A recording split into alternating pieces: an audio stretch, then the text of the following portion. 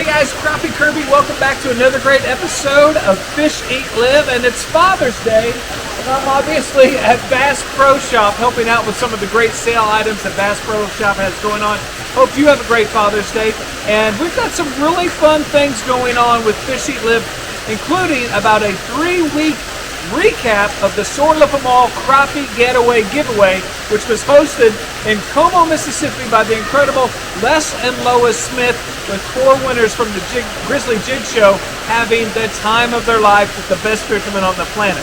But today, since it's Father's Day, I've got a great interview with a great father and a great ambassador to the sport, Mr. Brad Chappell. All right, we're going to interview him. Hope you enjoy this. Hope you subscribe to the Fish Eat Live channel, and I hope you subscribe to the Crappie Connection podcast and YouTube channel after you watch this great interview with Brad Chappell. Thanks a lot. Have a great Father's Day. Brad Chappell, good to see you, my friend. What's going on? And thank you for having me on your boat. I feel truly honored.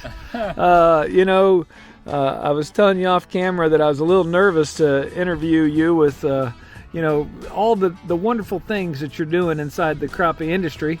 If you don't mind, before we get into fishing, which, at Fish Eat Live is kind of just the icing on the information crappie cake, do you mind if we take a moment and just talk about you? I love it.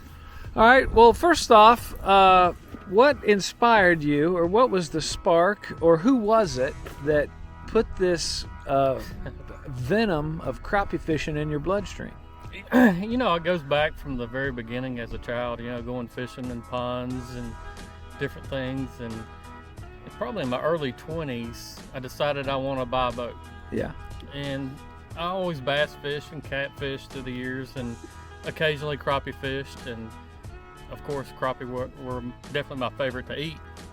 So when I bought a boat, I was like, I'm going to really learn how to crappie fish because I enjoy eating them. Yeah. So I read everything I could, every magazine, every book, and then just went out and started doing it. And everybody's techniques are different, everybody's ways are different. But at the beginning of any kind of day, I look at a lake as a chess piece. Okay. So I'm wanting to move different pieces and different things to kind of make everything make sense for me throughout the day. And like a game of chess, you don't always win them. You just got to keep on playing. And that's how crappie fishing is for me. Is I like putting pieces together, kind of like a puzzle with this. And I like for things to fit. Yeah. When it comes to fish biting, and they're just so intriguing to me. Figuring them out is always a challenge. Every day's different. Weather conditions are different daily. And people in the boat's different every day. Yeah. So it's always something new on the water, always something to learn. And I try to, at the end of the day, is one, I know I'm blessed to do what I'm doing. Right. And then the next, I try to learn something every day. And it might be something very minute as far as, all right, I noticed those fish, when the wind stopped, changed directions, they wanted a different profile, or they wanted a different speed of these jigs. But there's so much always to learn when it comes to crappie fishing. Yeah, what is the saying? A rolling stone gathers no moss. Right. And so if you're constantly educating yourself, you never get bored with it. I never get bored with it. Yeah. Now, so Brad Chappell Guide Service. Mm-hmm. Okay, I fished with a guy 2.5 hours away from here yesterday, and I said, so what's the job you doing here? He goes, I work for Brad Chappell Guide Service. Yeah. And I'm like, John Lee, Yeah. 2.5 hours away. So how broad does the guide service stretch? That's it. Me and John Lee, and I got a couple other buddies that I help occasionally for bigger trips and such. And I used to fish a lot at Lake Washington, Eagle Lake. I actually got a cabin at Lake Washington. I tell everybody, it's my piece of heaven. Yeah. But the fishing's not as good as it is right here on Ross Barnett right now. So this is where I live at. So it's kind of crazy to me to go to another lake. When you got a really good one right here in your backyard. And you've got 4 of the best in the world less than 3 hours away, correct? Yeah, there's so many good lakes around here, actually. I mean, Barnett's got everything. Yeah. It's got black crappie, white crappie, It has the numbers, and it does have the size as well. Yeah. We caught some surprisingly big crappie for, me coming from Kansas. Right. But does this lake get a lot of pressure being so close to these cities? It does. It gets a lot of pressure. The thing that's really unique about this lake compared to the Core Lakes, Grenada, or Enid, or Sardis is this is not a flood control reservoir. Okay. This is a water impoundment for the city of Jackson drinking water. Oh, That's okay. how it was meant to be for. Yeah. So the water level on this lake only fluctuates 6 inches from summer pool to winter pool. So it's only 6 inches difference between the two different stages of the year. It's like a perfect crappie aquarium. It never Right. gets washed out. You don't have any, We don't have bad spawns. Yeah. There's not a year that these fish don't have plenty of areas to actually spawn in. Yeah. So we have good spawns no matter what year it is. And the conditions with the grass and the structure in here is just phenomenal for crappie production, correct? Oh yeah, definitely. It's slap full of crappie in this lake. Yeah. All right, so we got the fever. Young as a kid, you buy a boat, you find out that this crappie puzzle is so rewarding when you solve it, but ever changing. So you've got the challenge in your brain of trying to master something that might not be masterful, but Right. you take on the challenge, you become a professional guide, and that business is going crazy, correct? Yeah, I get to fish every day in the spring I want, throughout the summertime, fall, winter. We fish 12 months out of the year down here. And if they wanted to get in touch with you? Absolutely. 601-317-6681 is my phone number. Easily to find me on the internet. Yeah. I've got a website as well, Brad Chappell Guide Service, Facebook, you name it. I'm all over the place. Yeah, and you've got some help with that social media. What's that kid's name? That's my oldest son, Hunter. Hunter. Yeah. He's really good at it. A very talented young individual in the arts and the AV department, correct? That's right. Yeah. You want to talk about him for a second? Man, Hunter, from a very young age, loved music. Yeah. And he wanted one year, I guess he was 6 or 7 years old. He'd probably be able to correct me easily with that, but he wanted a guitar. Yeah. And I thought it would be just like a regular toy. He'd pick it up and put it down in a couple of days or forget about it. And from 6 or 7, he played it every single day, every night. Drive you crazy with it? Drove me absolutely crazy. I'd be like, all right, go play in the garage. So he'd play in the garage at night, and Yeah. he would write songs. I mean, he's got some really good songs that from 14 years old he's written. Really? So he's a really good songwriter, really good singer, excellent musician, of course. Went to college. Went to college to University of Southern Mississippi. Went to audio engineering stuff, Yeah. broadcasting and everything else. And we were actually at my cabin at Lake Washington and discussing podcasts. Right. And I was like, man, there's just no crappie fishing podcast out there. And here comes the next question. Boom. Crappie Connection. And then it was born. I mean, he said, I know how to do all that. I know how to wire that I up. know how to do everything. Isn't that, just a great example of the youth influencing the crappie industry? Because they take to this AV stuff, they take to these computers, and then they end up whooping our butts, don't they? Yeah, definitely with live scope. But, Yeah. Crappie Connection wouldn't be here today without Hunter, Yeah. because that's not my thing. Right. My thing is, of course, talking about crappie fishing and doing crappie fishing, but on the technical side of the Crappie Connection, it wouldn't be a thing without Hunter. Yeah. Well, Hunter, good job, man. We appreciate you putting that fire in your dad to share the knowledge, because that's what crappie fishing's all about, Absolutely. isn't it? Absolutely. And you do an incredible job. You always have highly successful, influential people on your podcast and now on your YouTube videos. And Hunter's part of that as well, isn't he? Absolutely. He does all those. Yeah. So, do you remember your first podcast?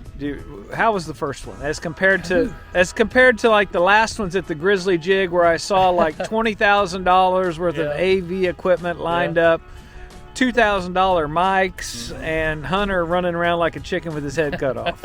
At first it's kind of like your first date. Yeah. Everybody remembers their first date. You're getting out there and you're nervous. Your hands are palmy. You don't know really what to say or how to act. Yeah. And before long, it's kind of like your wife. You're just kind of used to them, and everything feels right. But they're fun to watch. We try. It's everybody's so different, and the sport of crappie fishing by far is. We have amazing people in it, from the manufacturers to the anglers to the regular bank fishermen. I mean, it's just a great community of people. Every day when I'm on the lake, I think I've had 2 this morning already come up to me while I'm on the lake and say, "Hey man, what's going on? Love the show, blah blah blah." Oh goodness. I love the people that are watching. Fans are the reason that I do it. Those attaboys just fuel you to Absolutely. make it bigger and better, do they not? Absolutely. That's what drives me right there, is the people that's actually benefiting from this deal. Yeah, because I mean, think about it. Say we get struck by lightning right now, and we pass on to our higher place, our heaven. We can look down and say, man, we caught a lot of crappie. Yeah. But a better feather in our cap would be, man, we helped a lot of people. Right. Because I think that's what life is all about, is helping other people out and sharing the information. And you are a fine example of helping other people out. I mean, the places you go, the things that you do, and the dedication. I mean, it's work. It is work. It's a lot of work. I mean, because you're going to all these expos, and I don't think people understand the expenses that it takes to be not only a professional crappie tournament angler, but to actually produce a podcast or a YouTube show when you could be guiding. You could be making money. You know what I mean? But you sacrifice that in the greater good. From your family to, just being on the road, and you know all about it as well. Yeah. And it's... Shout out to the wives right now. That's it. What's her name? April. April. Yep. All right. Give anything you want to say to her. Here's your testimonial. She knows it already. She knows it? She knows it, and she knows why I love it as much as I do. I mean, she hears my phone calls at night. And I'll let her read them all, like, look at this message I just got today. Yeah. So she sees it, she understands it, and she supports it 100%. And she appreciates it. She's probably quite proud of you for it. Yeah. Some days. Dana, thank you as well. Dana and April should meet. I'm sure they'd get along and have a lot of stories to share. Yeah. You could end the story right there, right? Yeah. I mean, we could definitely wrap this conversation up and say, wow, Brad Chappell, how cool is that? That's a fine, outstanding representative of an ambassador to the crappie sport. But we're not done, right? Can we talk about the Crappie Forever thing that you are involved with? That's another good deal, and we're trying to release these big mature females, especially right now in this pre-spawn pattern when they're getting ready to spawn. But I tagged one this morning, actually, and let it go. Yeah. We're all about, like I said in the beginning, I love to eat crappie. So I'm not deterring anybody from keeping fish. Right. Our thing is just keep what you need and release the rest to come back and catch another day. And, I think with live sonar, it's got to be a mindset for people. Yeah. Because it is a lot easier with a live sonar compared to their traditional ways. And those guys are doing a really great job promoting Crappie Forever and the mindset, and there's a lot of other anglers that's getting involved as well. Companies, I know B&M is going to get involved with it, and I'm just proud to be a part of it, like so many other good things in this world. Yeah, I mean, because the goal is to encourage and add incentive with rewards and prizes. People who catch those giants that have those incredible lake genetics to take a few pictures and then put it back. Yeah. And if you wanted to have on the wall, get yourself a replica. Correct? I mean, those I know taxidermies and replicas. At this point in time, as talented as some of these replica people are, I can't tell the difference between a skin mount and a replica. Can you sometimes? I haven't. I mean, they've got such. It's like anything else nowadays. Everything's so good. Yeah. I mean, from baits to poles to electronics. I mean, who would have thought? Right. But just release these big giant, these, like you said, those fish that have the genetics that produce these giants in our lakes, We've got some in Barnett. Yeah.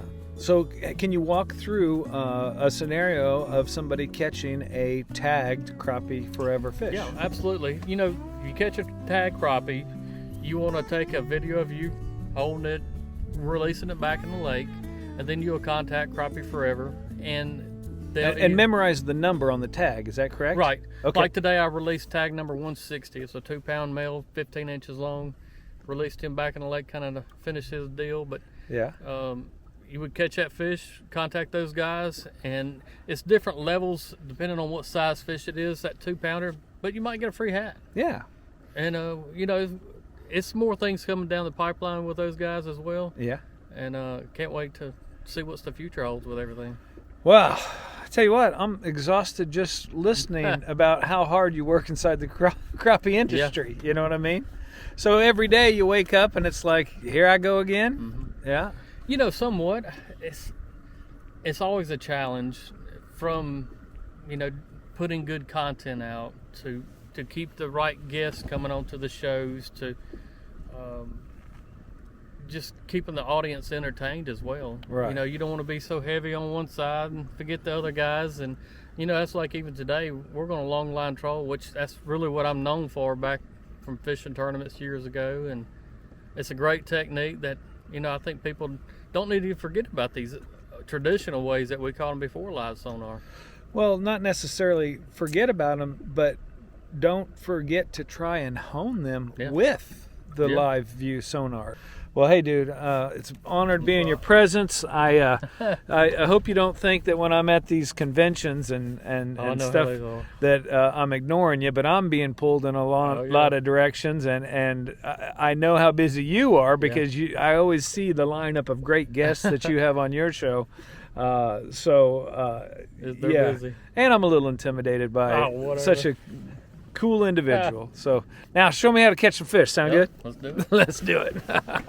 Thank you so much for watching Fish, Eat, Live. Our mission is to demonstrate the benefits of the Fish, Eat, Live lifestyle. We look forward to educating, entertaining, and attracting you to the healthy lifestyle of the great outdoors. We're definitely going to have some wholesome family fun on the water every Sunday at 6 p.m. So hit that subscription and that notification bell because we want you to come be a part of this.